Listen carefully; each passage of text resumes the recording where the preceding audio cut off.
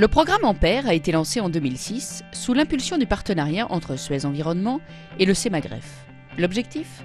Anticiper les enjeux de protection des milieux aquatiques et de la biodiversité fixés par la directive cadre européenne. Ce programme consiste à évaluer l'efficacité des stations d'épuration dans l'élimination des micropolluants. Samuel Martin suit le projet Ampère depuis 4 ans. Alors, en tant que citoyen, nous côtoyons, nous utilisons tous des substances chimiques et qui se retrouvent finalement en grande partie dans les eaux usées et dans les systèmes d'assainissement. Or, paradoxalement, dans le monde du traitement d'eau, la pollution que nous avons à traiter, nous l'abordons avec des paramètres plutôt globaux du type matière en suspension, azote total. Et nous assistons en fait à une véritable révolution actuellement. Du fait de nouvelles réglementations comme la directive cadre sur l'eau européenne, nous sommes amenés à mesurer et traiter ces nouvelles molécules chimiques, ce que nous ne faisions pas actuellement, et les stations d'épuration n'étaient pas conçues pour cela.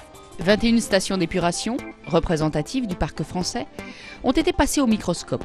C'est la première fois, en France et en Europe, qu'une étude d'aussi grande ampleur est menée sur l'identification et le traitement des micropolluants.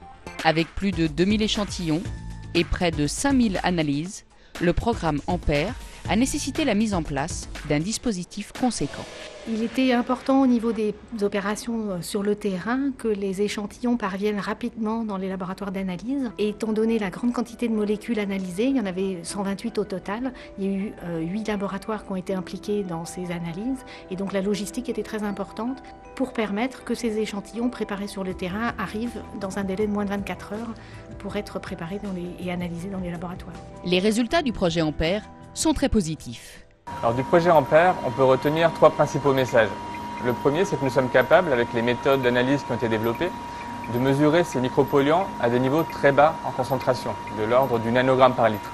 Le deuxième grand message, c'est que les stations d'épuration actuelles sont capables d'éliminer plus de 2/3 du flux de micropolluants, qu'elles sont déjà efficaces. Et le troisième élément, très important aussi, c'est que l'on a identifié des traitements complémentaires pour aller plus loin dans l'élimination de ces micropolluants. Ainsi, par exemple, dans le sud de la France, nous avons construit une station d'épuration pour éliminer ces micropolluants grâce à l'oxydation à l'ozone. Notre partenariat avec Suez Environnement est un partenariat emblématique de notre recherche partenariale. Ça fait presque 30 ans qu'on collabore avec Suez Environnement et principalement dans le domaine du traitement des eaux, du traitement des déchets également et puis des réseaux, plus généralement avec l'ensemble des filiales du groupe. Dans un contexte où le respect de l'environnement et de la biodiversité est au cœur des préoccupations, le programme Ampère est donc une étape supplémentaire dans l'élaboration des stations d'épuration de demain.